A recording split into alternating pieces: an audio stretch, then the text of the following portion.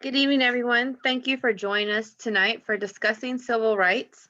Tonight, we have Jeri Hilt of the North Louisiana Civil Rights Coalition with us to discuss the unique context of contemporary civil rights advocacy.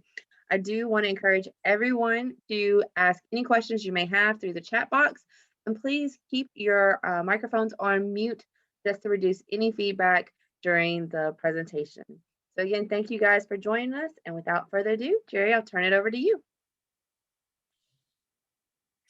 Hello, everyone. Thank you so much. Oh, wait.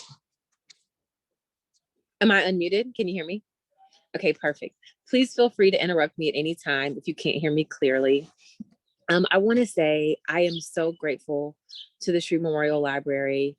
It means a lot to even be holding space virtually during a pandemic with free quality public programming and to give voice to these issues at this time.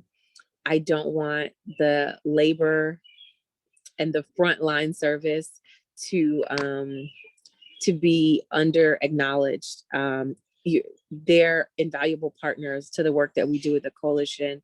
They give us real, safe, appropriate space to hold these conversations and make them accessible in traditional channels. And it's really important. And so thank you to everyone that's joined. Thank you for facilitating and organizing for us.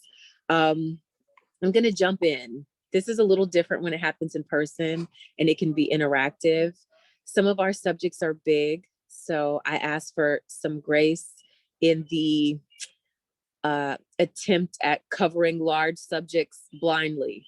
I would first like to map out our discussion for today. We might not get to everything, but I've been trying to work largely in the context of frameworks so as to not overstate my entry point or access to the information, but to kind of lend conceptual and idealistic notions that I have concluded based on my study, based on some of the things I've been looking at. But I'm not the expert. So I want to say first, I want to map out some aspects of freedom movements. And I want to talk about that term as well.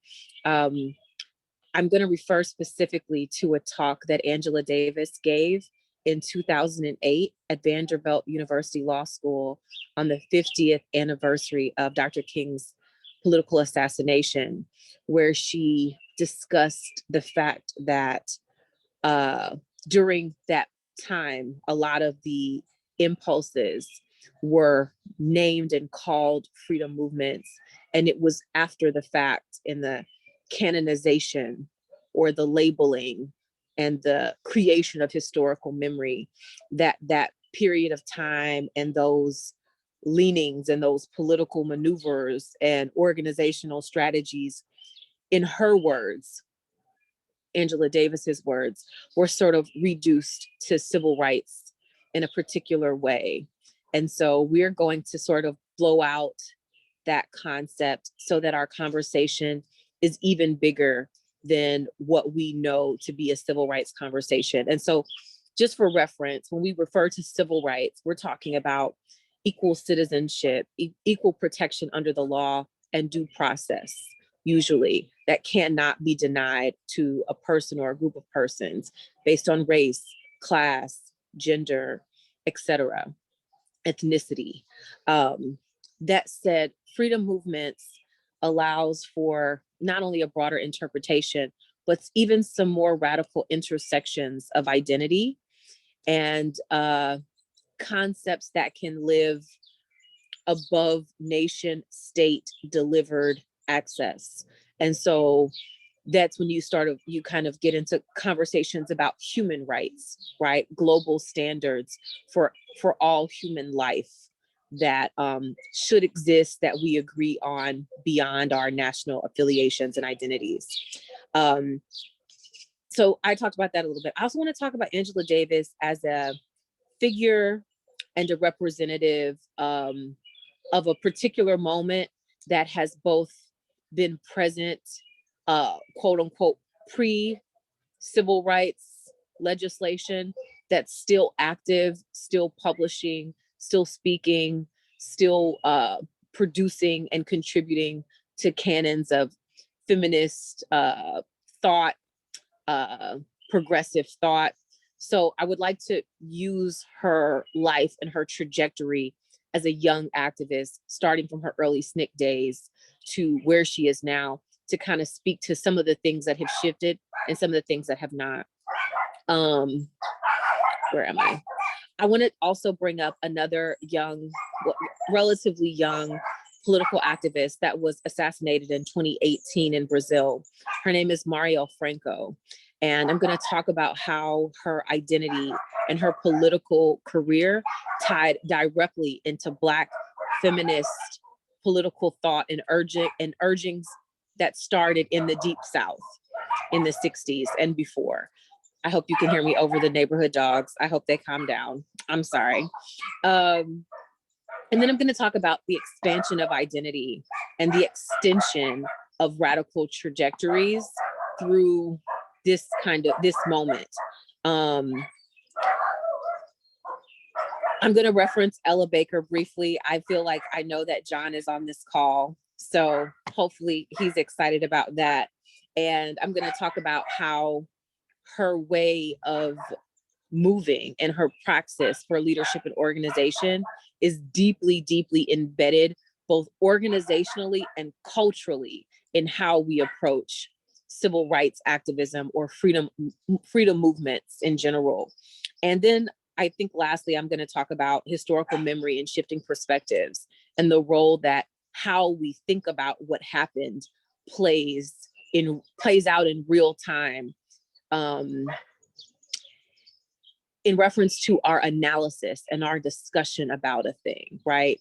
So a quick example of what that looks like before we get there is, and Angela Davis mentions this in this particular speech that I'm referencing, it's available on YouTube. So I'm gonna say that credential more specifically, just this notion of choosing the I Had a Dream speech to be the one that's sort of elevated above some of his more nuanced and precisely politically incisive critiques, was a historical decision around what it meant to memorialize a man whose analysis had really extended beyond that point at that time.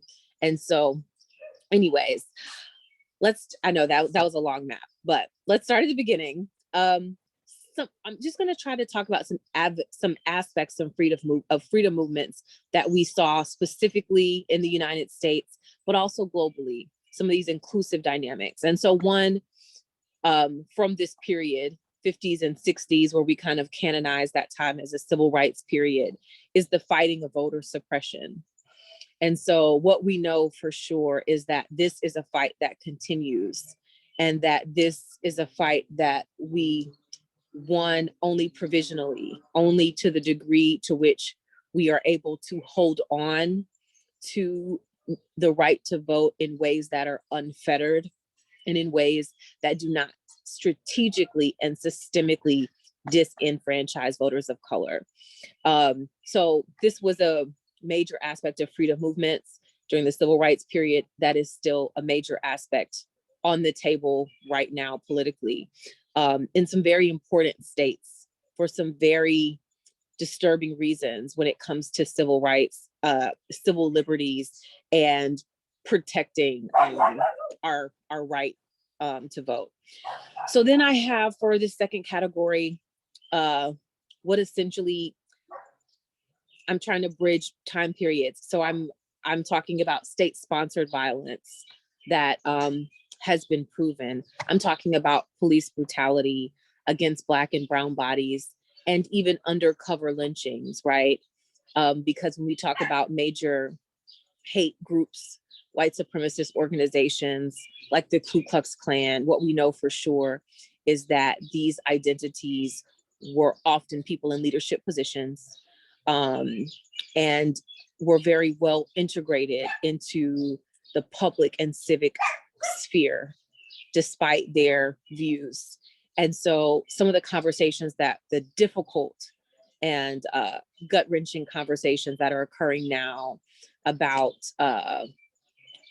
police brutality and what essentially plays out to be state-sponsored murder of Black people, when there's overwhelming evidence, is this notion of what it looks like to have agents of the state or of the government perpetuating a particular type of violence with impunity when they only commit those crimes against Black and brown bodies. So this was a dynamic that was a major thrust for change in this freedom movement, civil rights era. And in our recent movements, the strategic assertion that Black lives are valuable, that police officers who be held accountable in murder cases, you know, we know the very recent and public ones. And unfortunately, they're ongoing. So this is something that is still a conversation. That was a foundational conversation, and that continues. I want to reference briefly systemic oppressive mechanisms of the state in reference to the economy. So in the Deep South, we know this to be sharecropping systems. We know this to have sort of evolved in the radical expansion or the exponential expansion of the prison industrial complex, which was like aggressively privatized in the 80s. We know that drug wars and community targeting, the after effects of what that looked like during the crack epidemic. And now we have the comparison of the opioid crisis being framed as a broader health crisis when a different community of people struggling in similar ways was criminalized, largely criminalized, and neglected by the state and the larger government as a health crisis for Black and brown communities. I want to touch briefly on the role of the media and the aesthetic of activism and the way that has shifted. Just to touch on it briefly, I think one of the role of the media has been to allow an outlet and a vehicle for strategic visibility, right? And so some of the campaigns with specifically young students participating publicly in marches, facing the hoses, facing the dogs, the media really played a very important role in getting the images and the truth of these barriers out into the world. And so we know that now we have different versions of that access so that things that are happening in our country in smaller communities are still images that are broadcast publicly in a global context. So yes, I want to start now I want to talk about Angela Davis. And so if there's anyone currently participating that doesn't know who she is, I believe she was born in 1944 in Birmingham, Alabama. And she herself often references the impact that the bombing of the 4 girls in the Birmingham church had on her life. And I think it radicalized her in a particular way. I think it let her know that no individual was safe, that being educated or being middle class was not going to protect her from these larger race-based dynamics. And I think when she became of age, she really threw herself into strategic organization to help freedom movements. And so she's credited early with not only her role in SNCC, but later in more seemingly radical expressions like the Communist Party. She did a lot of her study in Germany. She actually did her doctorate in Germany and came back and I believe retired from University of California at Santa Cruz in 2008 when she gave this address. And so it struck me as deeply profound when I was there 13 years ago, with her commemorating on April 4th of 2008, the 50th anniversary of the assassination of Dr. King. But one of the things that was also really striking was the generational influence of what it meant to be laboring and present in a particular way when the leader known primarily as the peacekeeper was politically assassinated. So one of the first things that she talks about, and I'm leaning heavily on this lecture because I'm the oral historian.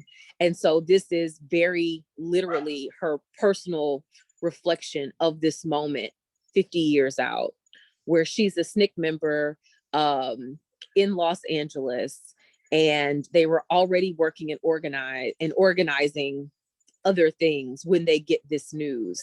And so she refers specifically to the fact that they were very aware that the police were not only preparing to respond to any level of unrest with extreme violence, and that the Watts Rebellion a few years prior had given them both opportunity and funding for these massive weapons for urban crowd control. And so she said that shortly after the assassination of Dr. King, the police in Los Angeles had mounted machine guns on top of buildings to aim at, I don't know, I guess, populations or crowds of people that they thought were getting unruly. And so she says that they were working really hard to subvert the inciting of violence, specifically by agents of the state, police officers in real time. And so one of the things that they did was that they called on businesses to close in a day of mourning to acknowledge the life of Dr. King as a way of like calming things down. And so she was saying that most businesses were participating, and it was harder for larger department stores to close. And so they had set up some picket lines. They had a headquarters, a SNCC. SNCC is the Student Nonviolent Coordinating Committee. Ella Baker was deeply involved in organizing and developing leadership in that organization. And so Angela Davis is a young SNCC member. And she said that when they went to have a picket line outside of a major department store, the police broke into their headquarters and put nails in the food that they had prepared, like little tacks in the food that they had prepared to eat when they got home.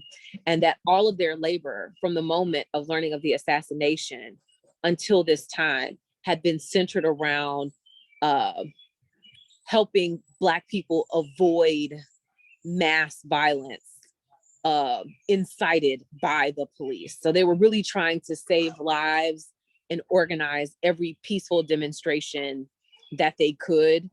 And she cited some other examples that, you know, of students being snatched and kind of beaten, and that they were targeted specifically because the Los Angeles Police Department really wanted to use these weapons against people if anything happened, and they weren't above initiating that violence. And so I think that one of the things that she was saying in the context of this talk is how at that time, in that moment, political assassination was so pervasive that there was no doubt, no question about the role that the government and the state and systemic violence played in making it unsafe to speak out and to organize and to be a leader in these ways.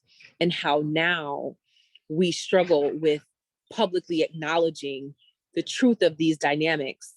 And I'll say that one of my opinions is I think this is one of those words that if you're a 12-year-old student, you know, you probably will be lost. But the cognitive dissonance of believing that we have surpassed a moment, that we have bested a thing, that we have accomplished something, and because we've taken care of it, now we just don't have the capacity to address the thing that we thought we dealt with. And I think that there's real remedies for what it looks like to adjust your framework in such a way where you are not, where there is no assumption that the acquisition of freedom is permanent without a continued effort and labor. And so moving forward, I think one of the unique and contemporary aspects of civil rights advocacy or freedom movements advocacy is this notion that we have a very immediate past of strategies that were believed to be successful, whereby now we're still facing that same thing, and we can compare notes in real time with and from people who were present both then and now.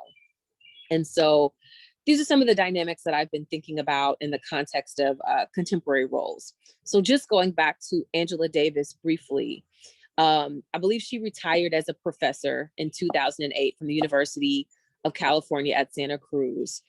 But even before that time, I believe for at least 30 years, she had been traveling specifically to Brazil, as not the only place, but specifically to Brazil,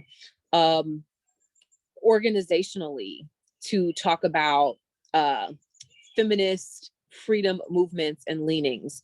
And so this politician, Mario Franco, who was assassinated in 2018 as as one of the first Afro-Brazilian queer city councilwomen of Rio de Janeiro, is a student of Angela Davis and this global organizers network that she had been investing in for decades. So this woman, this Afro-Brazilian woman, is now a product of this global weaving of freedom movements that extend beyond our borders. And so at the time of her assassination, she'd been elected a city councilwoman for not that long, but she'd gotten, I believe, the 5th highest number of votes in the country. And so she was extremely popular, and she was extremely vocal about police brutality and police kind of like extra governmental police killings that had been rampant. And actually her last Facebook post addressed an incident of police brutality. And so not only were they trying to shut her up, but they were trying to keep her out of even higher positions of power. And no one was above using this very old tactic to do it. That said, the political ethos, the Black feminist underpinnings of her community in Brazil met her assassination with a very aggressive response. So I believe there were 4 or 5 women that ran for local city council seats immediately in the wake of her assassination. And so the representation has at least doubled, I think tripled at the city level, because the insistence was that we absolutely will not be silenced, especially because if violence is the tool, then you'll have to just kill us all, And so it was a moment that, first of all, Angela Davis was publicly seen speaking out against. She hosted Mario Franco's sister later in the United States, I believe at the 1-year anniversary of her political assassination, because it was in fact a global continuance of this trajectory of the suppression of freedom movements across the globe. Okay, I've been talking officially for like 24 minutes. I don't want to just keep going and going, but I wanted to point specifically to these 2 women and the interconnection of their political impulses and how they show up in similar moments in 2 different generations, but walking the same path, one that had sort of been foundationally built by another.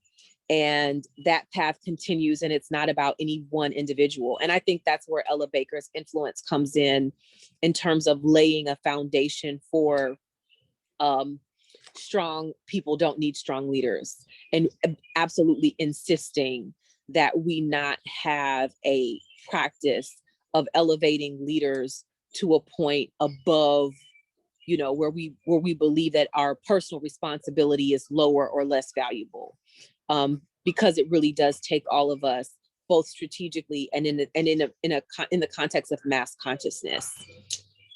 So I'm gonna take a breath there and find out if anybody has a question or comment before I continue, if I'm talking too fast, if I'm making sense, all of the things.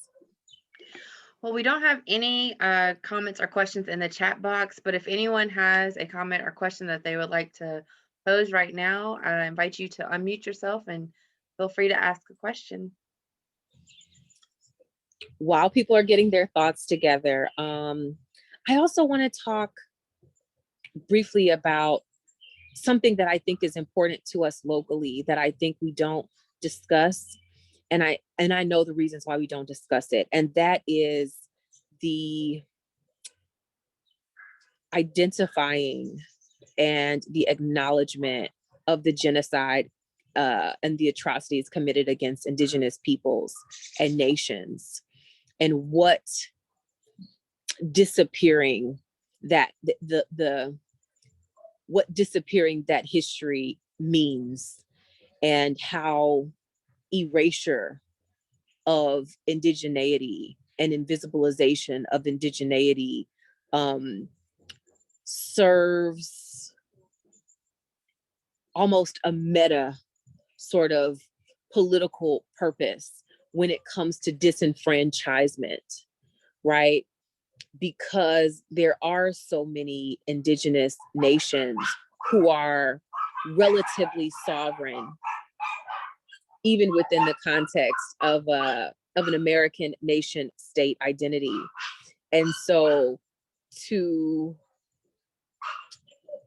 not acknowledge not only all of the things that have happened to them, but the state-sponsored violence that has been perpetuated against them, allows for the invisibilization of some of those continuing fights, which often look like environmental challenges around land access, territory, clean water. The conversations are usually around running pipelines through sacred land that would poison our water source. If we want to get really specific, the Atchafalaya Basin is the largest freshwater basin on the North American continent.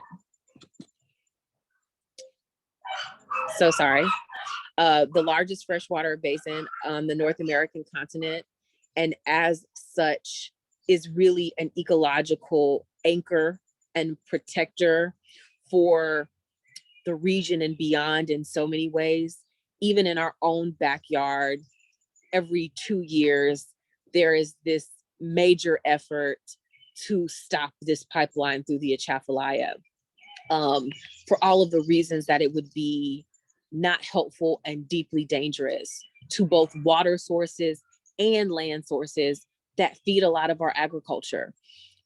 So not trying to go so far off the deep end, but just being aware that one of the contemporary contexts of civil rights advocacy is that this sort of false hierarchy of minority groups and invisibility is being unraveled in a particular way.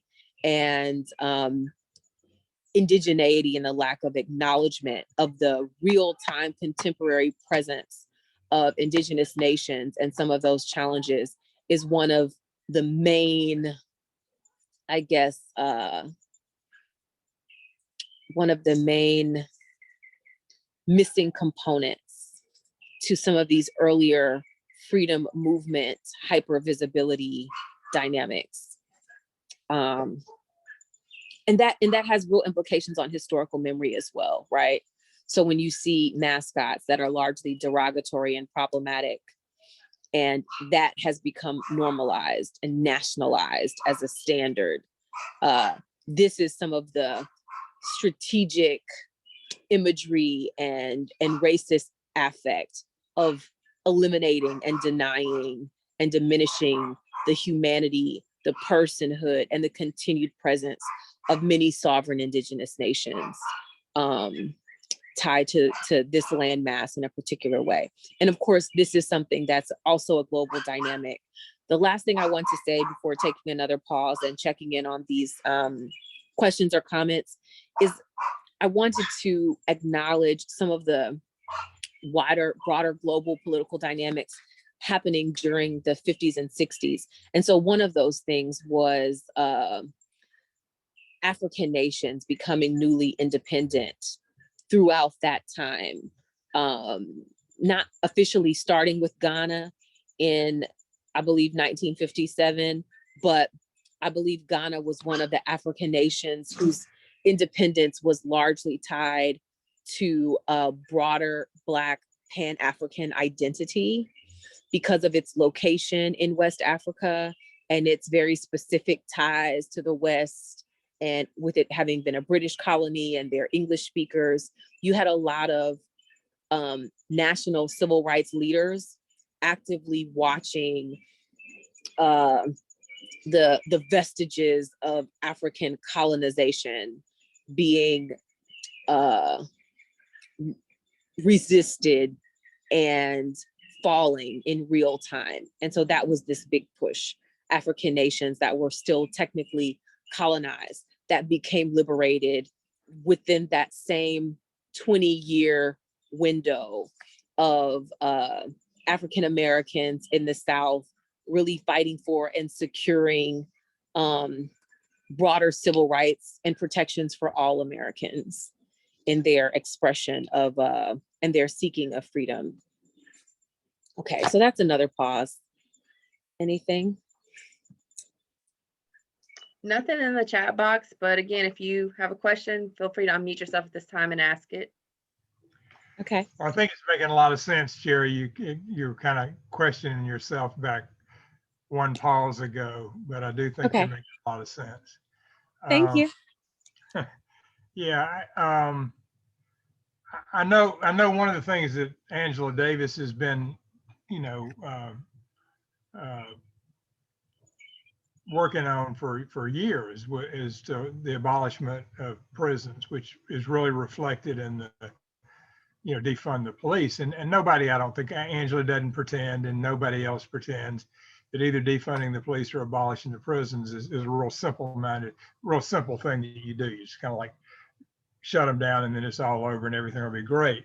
Nobody's thinking that, but I do think that that's two things that are connected, and that she's been working on that for a long time. The person that I grew up being helped by was a man named Walter Collins, and he, back in before I even knew there was anything going on about prisons other than that we had them, but I didn't realize we were about to get into a period where they really expanded the number of prisons in the United States. And he'd been, one of the jobs that he'd been hired by the Quakers to lobby and work to avoid additional prisons. And of course he was unsuccessful, but I know that that's something that he did. And again, at that time, I don't know that I fully appreciated, what, like he and Angela did, what was coming, so. Thank you for bringing that up. It's deeply important because it marks a transition even for her, but it's still also so deeply connected to her own journey.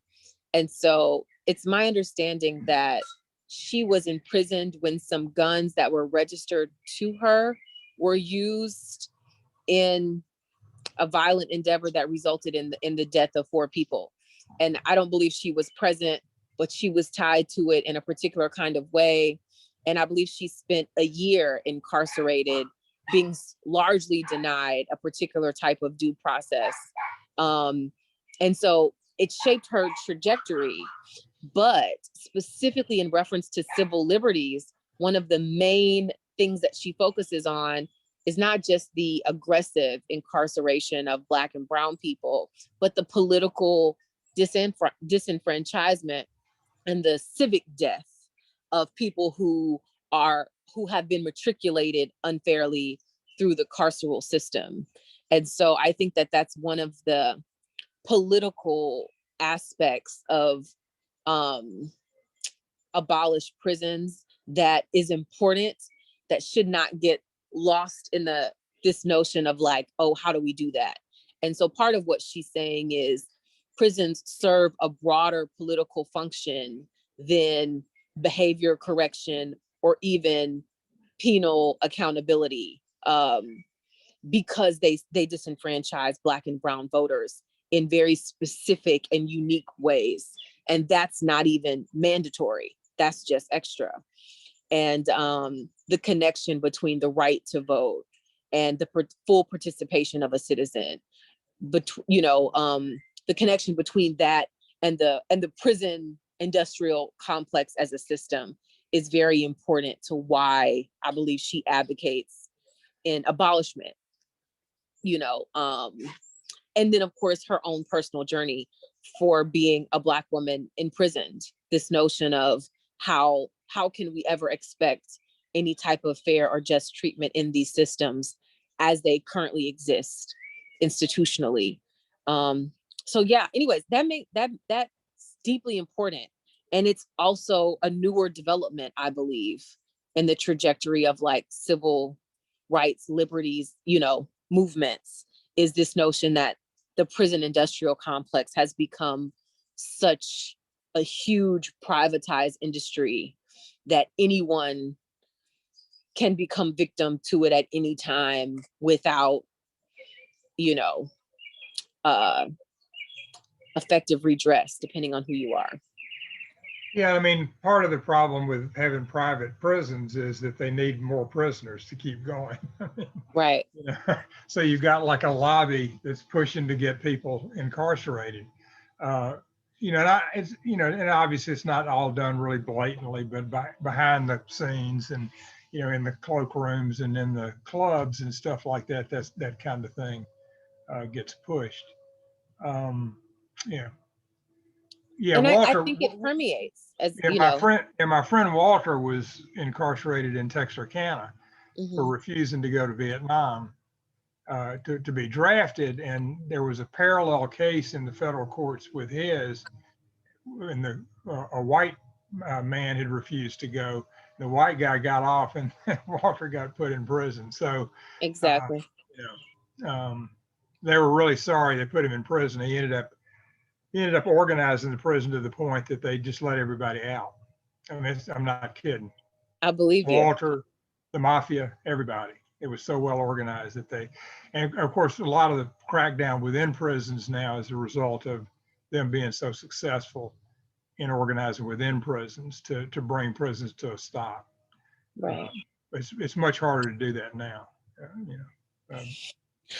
And I think also, one of the things that I think is important for us in our regional position is to acknowledge the rate of incarceration and how much more advanced and aggressive it is than any other place in the world. So Louisiana used to be the most incarcerated nation state entity on the planet. And then I think, the recent governor made a few political decisions that shifted our position from number 1 to number 2.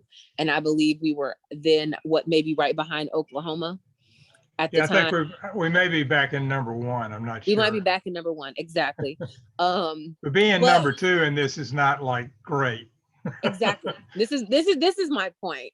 But to even be clear about what those numbers look like for such a precise population of people, and for that precise population to be contained within specific regions, and for one of the largest prison populations per capita in the world is Louisiana. And so when you really start to look at those numbers, it Right. shifts everything. Even closer to home, at one point in the middle of all the commentary that took place about the largest per capita prison population in the world, it turns out that Caddo Parish had the highest within Louisiana. So Caddo Parish on a per capita basis had a greater concentration of prisoners than any place in the world. So, that I didn't know, which surprises me specifically because of Angola. But wow. Well, thank you for that fun fact, Mr. Ratcliffe. and I mean, that may not be the case now, but I know at one point that was true. No, And I completely last understand. 2 years. I mean, recently. So, anyway. And then I think the last point that is important for me is to acknowledge this dynamic of a real time continuum and a then versus now.